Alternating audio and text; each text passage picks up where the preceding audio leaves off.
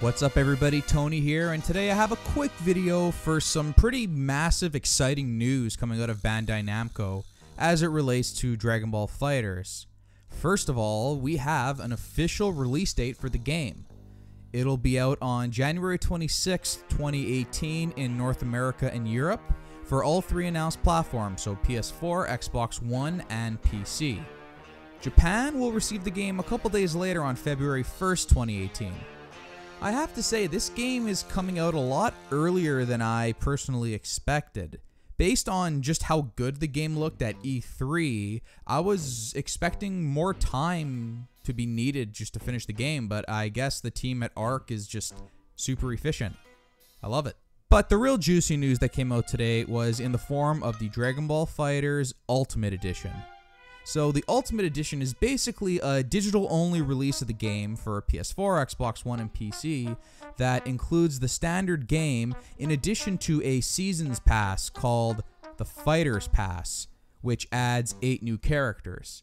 The Ultimate Edition also includes an anime music pack, which has 11 songs from the anime, and a commentator voice pack. Okay, so now let's just break down exactly what we're getting here. So at the $109.99 price point, which you're paying for this Ultimate Edition, you'd be getting the game, which is about $60, the Season Pass, which is $35, and then you have the music pack and the commentator voice pack, which I guess rounds off that last $15. It seems like a decent value to me for what you're getting in a package deal like this, but it doesn't look like buying everything separately, if that's what you want to do, will cost you too much more than this bundle here. Keep in mind that Bandai Namco hasn't confirmed the pricing for the anime music pack or the commentator voice pack as of the making of this video. The big news today is the confirmation of 8 post-launch DLC characters for the game. This shouldn't come as a surprise to anyone since pretty much every fighting game these days has post-launch support in the form of paid DLC, but it's still nice to see the confirmation. While we don't know for sure which characters will be included at this point, I'm gonna go out on a limb and say the DLC characters will be heavy on Dragon Ball Super representation. It not only gives the team a little bit more time to work on the characters who were probably introduced partway through the game's development cycle, but it also gives players and customers a larger incentive to actually buy the DLC. I mean, what looks more appealing here? DLC for Hit, Jiren, and Goku Black, or scraping the bottom of the barrel for more Dragon Ball Z characters? That's just common sense to me, at least. So next up, we have the Anime Music Pack. Now, while the description is kind of vague at this point, I'm going to go out on a limb and assume this will be music from Shunsuke Kikuchi's original score for Dragon Ball Z. And if you watch my videos, or more accurately listen to my videos, you probably know by now that I'm a huge fan of Shunsuke Kikuchi's score. This music is Dragon Ball to me, so I will gladly pay a little bit extra to have this music playing for this game, which is already such a love letter to the original Dragon Ball anime and manga. I know it'll feel right at home with this game.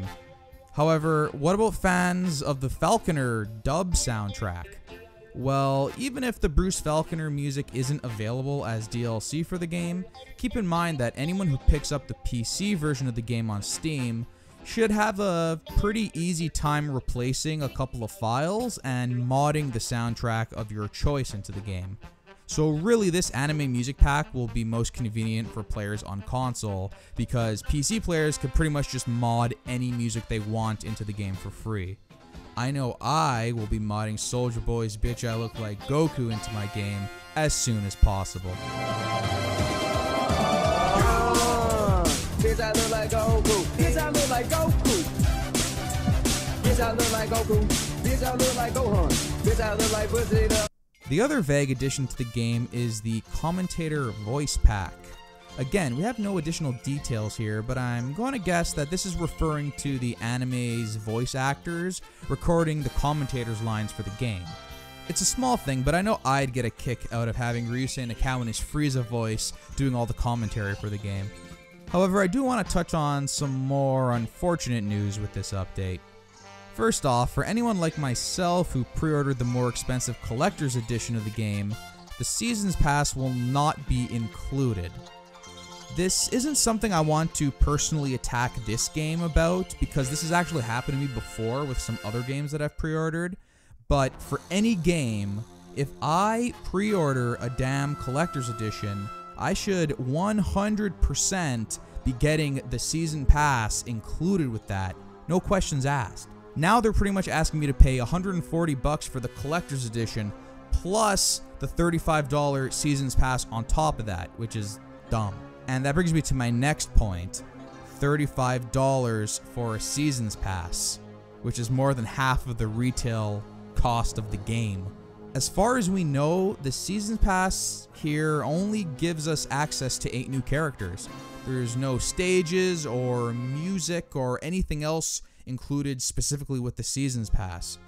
To be frank, $35 for 8 characters in a 3v3 team-based fighter is kinda steep. I'm willing to pay because I think FighterZ is bar none one of the most impressive looking games that I've ever seen, and a huge love letter to my favorite franchise of all time. But I would not be at all surprised if people decide to pass on the Seasons Pass because of such a steep price.